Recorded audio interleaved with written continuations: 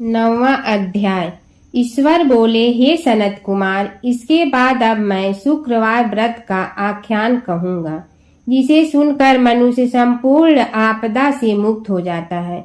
लोग इससे संबंधित एक प्राचीन इतिहास का वर्णन करते हैं।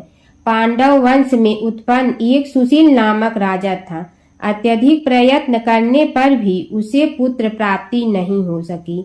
उसकी सर्व गुण संपन्न सुकेशी नामक भार्या थी। जब उसे संतान न हुई तब वह बड़ी चिंता में पड़ गई। तब स्त्री स्वभाव के कारण अति साहस युक्त मन वाली उसने मासिक धर्म के समय प्रत्येक महीने में वस्त्र के टुकड़ों को अपने उदर पर बांधकर उदर को बड़ा बना लिया और अपनी प्रसूति का अनुकरण करने वाली किसी अन्य गर्भिणी स्त्री को ढूंढने लगी। भावी देवयोग से उसके पुरोहित की पत्नी गर्भिणी थी। तब कपट करने वाली राजा की पत्नी ने किसी प्रसव कराने वाली को इस कार्य में लगा दिया और उसे एकांत में बहुत धन देकर वह रानी चली गई। उसके बाद रानी को गर्भिणी जानकर राजा ने उसका पुष्पवन और अन्न वलोभन संस्कार किया। 8वां महीना होने पर सीमांत्रोत्तरयन संस्कार के समय राजा अत्यंत हर्षित हुए। इसके बाद उस पुरोहित पत्नी का प्रसव काल सुनकर वह रानी भी उसी के समान सभी प्रसव संबंधी चेष्टाएं करने लगी। पुरोहित की पत्नी चूंकि पहली बार गर्भवती थी, अतः प्रसूति कार्य के प्रति वह अनभिज्ञ थी और केवल प्रसव कराने वाली दाई के ही कहने में स्थित थी। तब उस दाई ने पुरोहित पत्नी के साथ छल करते हुए उसके नेत्रों पर पट्टी बांध दी और प्रसव के समय उसके पैदा हुए पुत्र को किसी के हाथ से रानी के पास पहुंचा दिया। इस बात को कोई भी नहीं जान सका। उसके बाद रानी ने उस पुत्र को लेकर यह घोषित कर दिया कि मुझे पुत्र रत्न की प्राप्ति हुई है। इन समय के बाद दाई ने पुरोहित की पत्नी के आंखों की पट्टी खोल दी। दाई अपने साथ मांस का एक पिंड लाई थी और उसने वह उसे दिखा दिया। फिर उसके सामने आश्चर्य तथा दुख प्रकट करने लगी कि यह कैसा अनिष्ट हो गया और कहने लगी कि अपने पुरोहित पति से इसकी शांति जरूर करवा लेना। कहने लगी कि संतान नहीं हुई, कोई बात नहीं, पर तुम जीवित हो, यह अच्छी बात है। इस पर पुरोहित पत्नी को अपने प्रसव के स्पर्श चिंतन से बहुत संदेह हुआ। ईश्वर बोले, राजा ने पुत्र जन्म का समाचार सुन जात कर्म संस्कार कराया और ब्राह्मणों को हाथी, घोड़े तथा रथ आदि प्रदान किए। राजा ने कारागार में पड़े सभी कैदियों को प्रसन्नता पूर्वक मुक्त करा दिया। उसके बाद राजा ने सूतक के अंत में नाम कर्म तथा अन्य सभी संस्कार किए। उन्होंने पुत्र का नाम प्रियव्रत रखा। हे सनत कुमार, श्रावण मास के आने पर पुरोहित की पत्नी ने शुक्रवार के दिन भक्ति पूर्वक देवी जीवंतिका का पूजन किया। दीवार पर अनेक बालकों सहित देवी जीवंतिका की मूर्ति लिखकर पुष्प तथा माला से उनकी पूजा करके गोधूम की पीठी के बनाए गए 5 दीपक उनके सम्मुख उसने जलाए और स्वयं भी गोधूम का चूर्ण भक्षण किया और उनकी मूर्ति पर चावल फेंका और कहा, हे जीवंती, हे करुणार्णवे, जहाँ भी मेरा पुत्र विद्यमान हो आप उसकी रक्षा करना। यह प्रार्थना करके उसने कथा सुनकर यथाविधि नमस्कार किया। तब जीवंतिका की कृपा से वह बालक दीर्घायु हो गया और वे देवी उसकी माता की श्रद्धा भक्ति के कारण दिन रात उस बालक की रक्षा करने लगी। इस प्रकार कुछ समय बीतने पर राजा की मृत्यु हो गई। तब पितृ भक्त उनके पुत्र ने उनकी पारलौकिक क्रिया संपन्न की। इसके बाद मंत्रियों तथा पुरोहितों ने प्रियव्रत को राज्य पर अभिषेक किया। तब कुछ वर्षों तक प्रजा का पालन करके तथा राज्य भोग कर वह पितरों के ऋण से मुक्ति के लिए गया। जाने की तैयारी करने लगा। राज्य का भार वृद्ध मंत्रियों पर भक्ति पूर्वक सौंप कर वह स्वयं के राजा होने का भाव त्याग कर उसने कार्पटिक का भेष धारण कर लिया और गया के लिए प्रस्थान किया। मार्ग में किसी नगर में किसी गृहस्थ के घर में उन्होंने निवास किया। उस समय उस गृहस्थ की पत्नी को प्रसव हुआ था। इसके पहले षष्ठी देवी ने उसके 5 पुत्रों को उत्पन्न होने के 5वें दिन मार दिया था। यह राजा भी उस समय 5वें दिन ही वहां गया हुआ था। रात में राजा के सो जाने पर उस बच्चे को ले जाने के लिए षष्ठी देवी आई। जीवंतिका देवी ने उस षष्ठी देवी को यह कहकर रोका कि राजा को लांघ कर मत जाओ। तब जीवंतिका के रोकने पर वह षष्ठी जैसे आई थी वह वैसे ही चली गई। इस प्रकार उस गृह स्वामी ने उस बालक को 5वें दिन जीवित रूप में प्राप्त किया। ये लोग इतने प्रभाव वाले हैं, यह देखकर उस गृहस्थ ने राजा से प्रार्थना की, हे राजन, आपका निवास आज के दिन मेरे ही घर में हो। हे प्रभु, आपकी कृपा से मेरा यह 6ठा पुत्र जीवित रह गया। उसके इस प्रकार प्रार्थना करने पर करुणानिधि उस राजा ने कहा कि मुझे तो गया जाना है। तब राजा गया के लिए प्रस्थान कर गए। वहां पिंडदान करते समय विष्णुपद देवी पर कुछ अद्भुत घटना हुई। उस पिंड को ग्रहण करने के लिए 2 हाथ निकल कर आए। तब महान विस्मय युक्त राजा संशय में यह पड़ गया और पुनः पिंडदान कराने वाले ब्राह्मण के कहने पर उन्होंने विष्णुपद पर पिंड रख दिया। इसके बाद उन्होंने किसी ज्ञानी तथा सत्यवादी ब्राह्मण से इस विषय में पूछा। तब उस ब्राह्मण ने उनसे कहा कि ये दोनों हाथ आपके पितर के थे। इसमें संदेह हो तो घर जाकर अपनी माता से पूछ लीजिए, वह बता देगी। तब राजा चिंतित तथा दुखी हुए और मन में अनेक बातें सोचने विचारने लगे। वे यात्रा करके पुनः वहां गए जहां वह बालक जीवित हुआ था। उस समय भी उस स्त्री को पुत्र उत्पन्न हुआ था और वह उसका 5वां दिन था। वह जो दूसरा पुत्र हुआ था उसे लेने रात में फिर वही षष्ठी देवी आई। तब जीवंतिका के दोबारा रोके जाने पर उस षष्ठी देवी ने उनसे कहा, इसका ऐसा क्या कृत्य है अथवा क्या इसकी माता तुम्हारी व्रत करती है जो तुम रात दिन इसकी रक्षा करती हो। तब षष्ठी का यह वचन सुनकर जीवंतिका ने धीरे से मुस्कुराकर इसका सारा कारण बताया। उस समय राजा शयन का बहाना बनाकर वास्तविकता जानने के लिए जाग रहा था। अतः उन्होंने जीवंतिका और षष्ठी दोनों की बातचीत सुन ली। जीवंतिका ने कहा, हे षष्ठी, श्रावण मास में शुक्रवार को इसकी माता मेरे पूजन में रत रहती है और व्रत के संपूर्ण नियम का पालन करती है। वह सब मैं आपको बताती हूँ।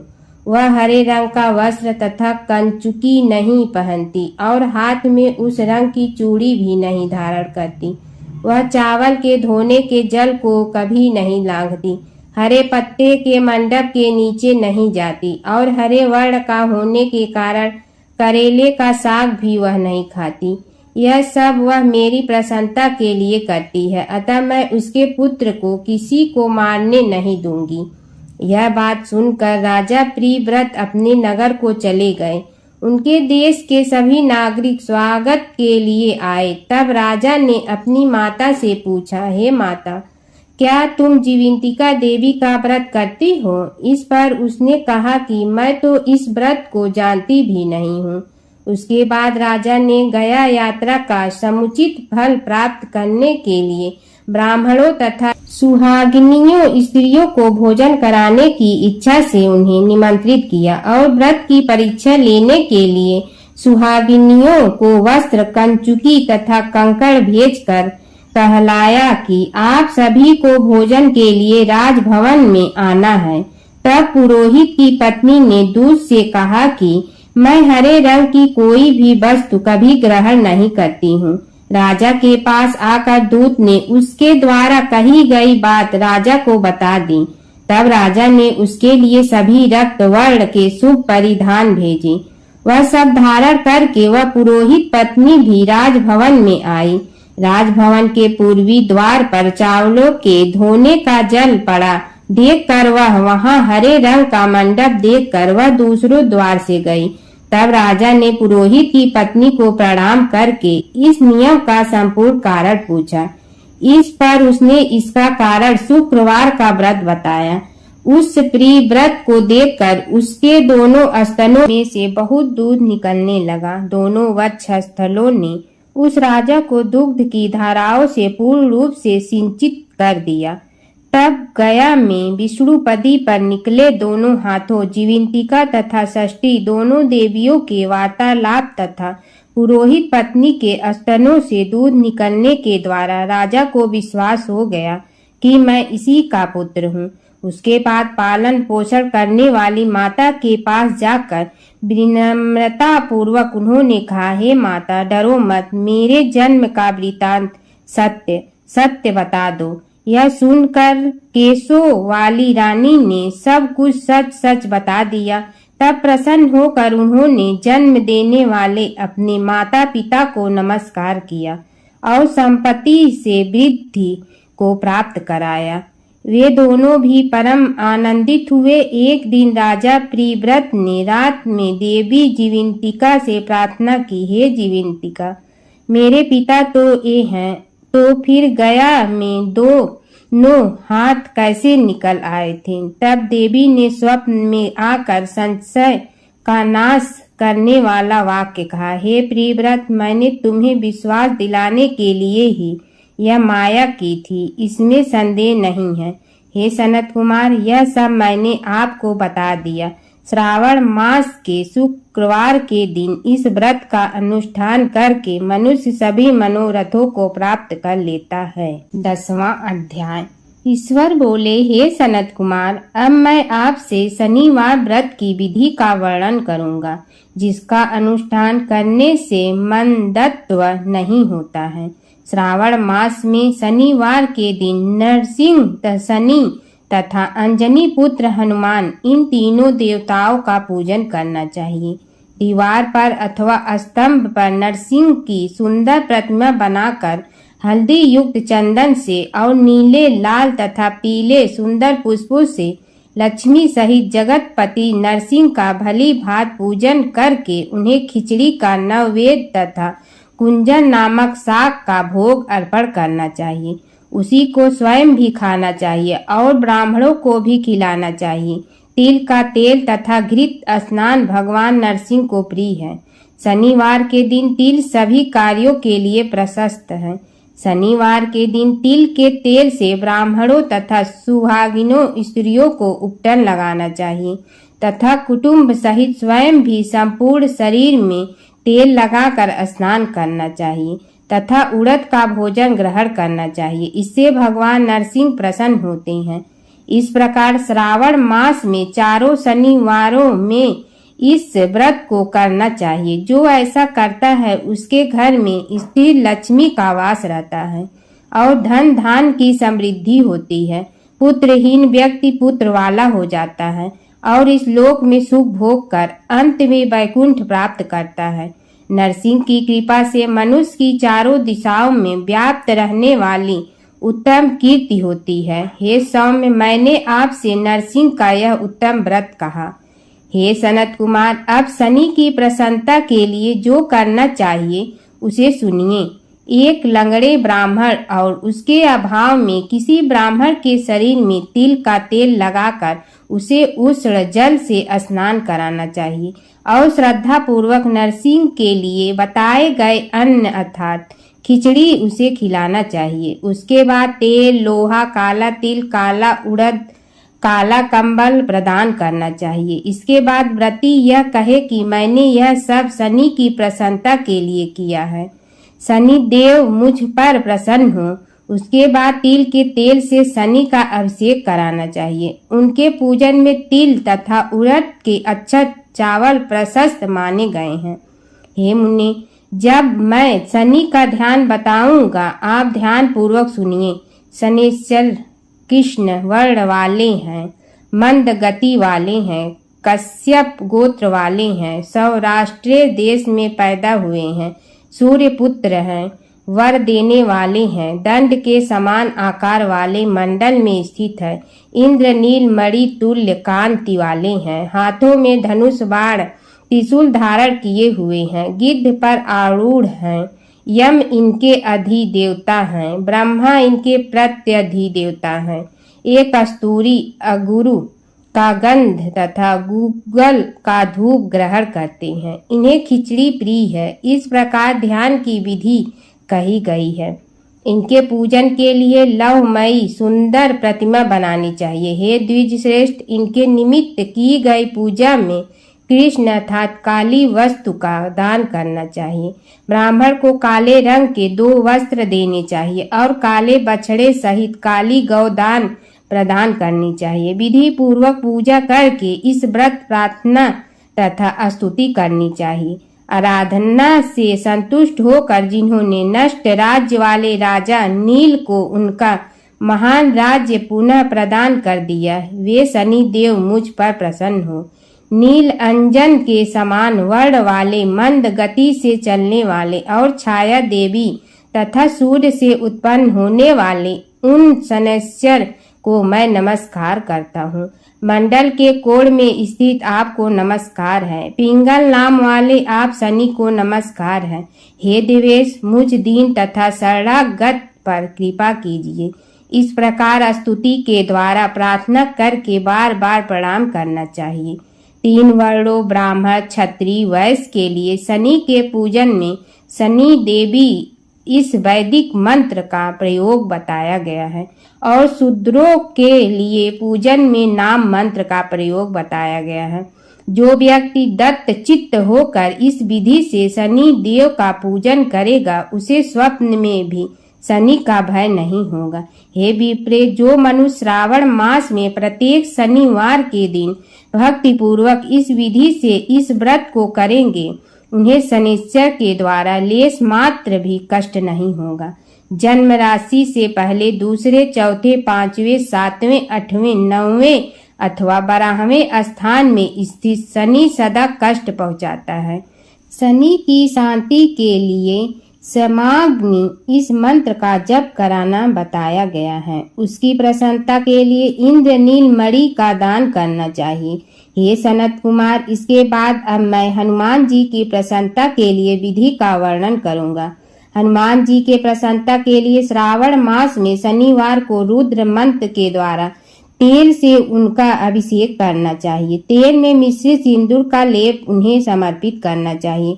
जपा कुसुम की मालाओं से, आक धतूर की मालाओं से, मंदार पुष्प की मालाओं से, बटक बड़ का पेड़ के नैवेद्य से तथा अन्य उपचारों से भी यथा विधि अपने सामर्थ्य अनुसार श्रद्धा भक्ति से युक्त होकर अंजनी पुत्र हनुमान जी की पूजा करनी चाहिए। इसके बाद बुद्धिमान को चाहिए कि हनुमान जी की प्रसन्नता के लिए उनके 12 नामों का जप करना चाहिए।